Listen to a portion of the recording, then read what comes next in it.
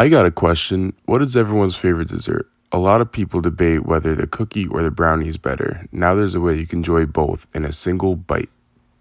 Here's what you'll need to start.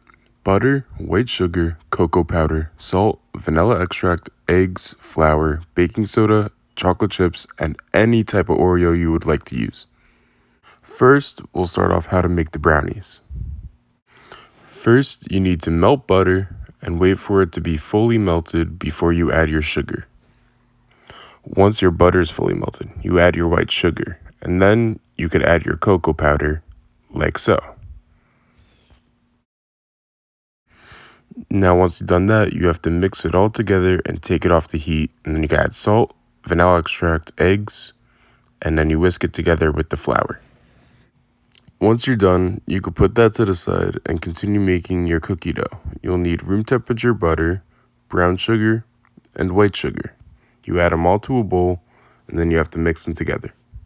As you mix these together, you need to make sure you get it into a creamy substance, because if it isn't, it's going to be hard to mix later on in the steps. Once you're done mixing, you need to add eggs, your vanilla extract, and mix again. Be sure to mix it until you see no more egg and then it's fully put into the mixture. Once you're done mixing it up and that the egg is fully dissolved, you need to add your flour. With your flour also comes the baking powder. Once these two are added, you can mix some more until it becomes into a thicker dough. Once it becomes into a thicker dough, you can take out your mixer and you can start folding in the chocolate chips.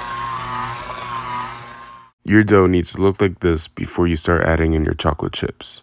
Now when you start adding in the chocolate chips, be sure to do a folding maneuver instead of just pouring it in and mixing it. If you just pour it in and mix it, it'll make the dough more tough.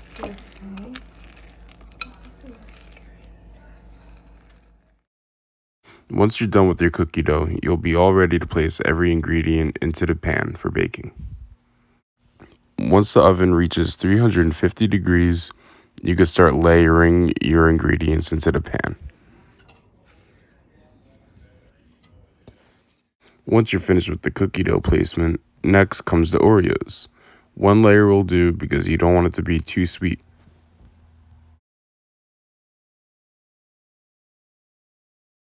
After the Oreos comes the brownie batter. You want to make sure you have an even layer of it so it doesn't cook unevenly. Once the brownie batter is all smoothed out, you can put it in the oven and then set the timer for 35 minutes. If it doesn't cook in the 35 minutes, you could always put it back in for 5 more minutes and make sure it cools. Once it's ready, cooled down and out of the oven, you'll be able to cut and enjoy with family and friends.